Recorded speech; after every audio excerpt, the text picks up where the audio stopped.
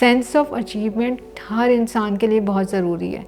जब आपको sense of achievement मिल जाती है ना, तो आप अपने डार्क मोड से, लाइफ के डार्क मोड से निकल आते हैं। आपको फ्रस्ट्रेशन या डिप्रेशन क्यों हो रहा है कि आपकी लाइफ के डिज़ायर्स हैं वो पूरे नहीं हो रहे, जो आपके एम्बिशंस हैं वो पूरे नहीं हो रहे।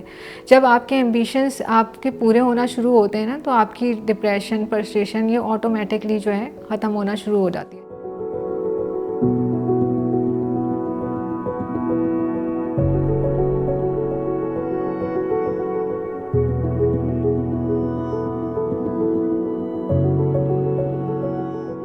मेरा आई साइट का प्रॉब्लम हमेशा से था, लेकिन उसमें कहीं भी डिपेंडेंसी नहीं थी।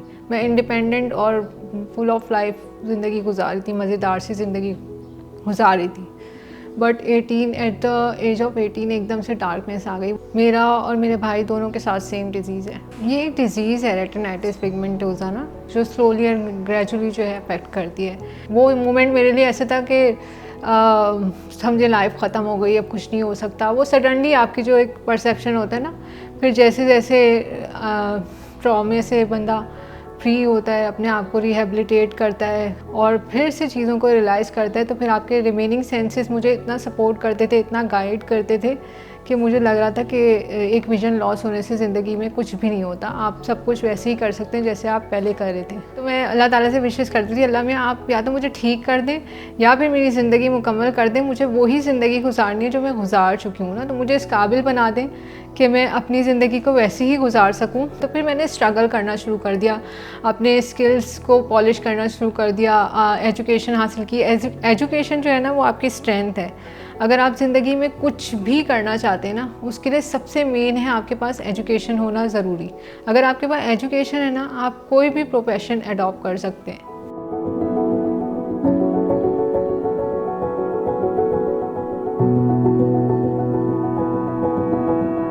बिज़नेस को स्टार्ट करने की इंस्पिरेशन तो यही थी कि कुकिंग मेरा पैशन था और ब्लाइंड होने से पहले मैं बहुत ज़्यादा कुकिंग करती थी।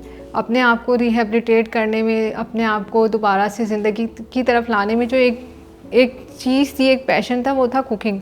मैं जब भी कुकिंग करती थी तो मैं बहुत एंजॉय करती थी।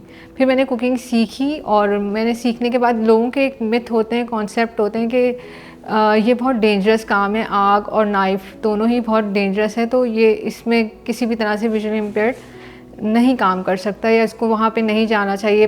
हम लोग अवेयरनेस कैंपेन्स करते थे, जहाँ पे हमने एक अवेयरनेस कैंपेन की थी, dining in the dark event हमने क्रिएट किया था। वहाँ पे लोग आए थे, तो उसमें अवेयरनेस हमने करनी थी पर्सन विद विजुअल इम्पेयरमेंट के बारे में। तो मेरे जो भाई हैं, जो फाउंडर हैं ख़ास फूड्स के, उन्होंने कहा कि मैं चाहता हूँ कि हम जो मील प्रोवाइड कर रहे हैं वो मील तुम तैयार करो ना।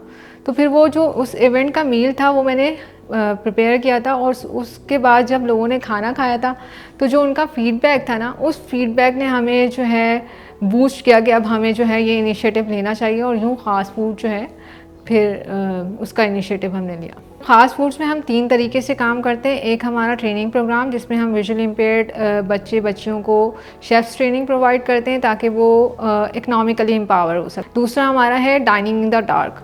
Dining in the dark experience में हम ज़्यादातर हम कॉर्पोरेट के साथ कर रहे होते हैं और इसमें हम करते ये हैं कि जो भी हमारे गेस्ट होते हैं उन्हें हम ब्लाइंड फोल्ड करते हैं और उन्हें हम जो भी हम फूड सर्व कर रहे होते हैं वो विजुअली इम्पेयर्ड शेफ़ से बनाया होता है। तीसरा हमारा फूड सर्विसेज है। फूड सर्विसेज में हम कॉर्पोरेट्स के साथ ही ज़्यादातर कर रहे होते हैं, उनके हाई टी इवेंट्स में या फिर ऑफिसेज में जो खाने वगैरह होते हैं इनको हम प्रोवाइड कर रहे होते हैं।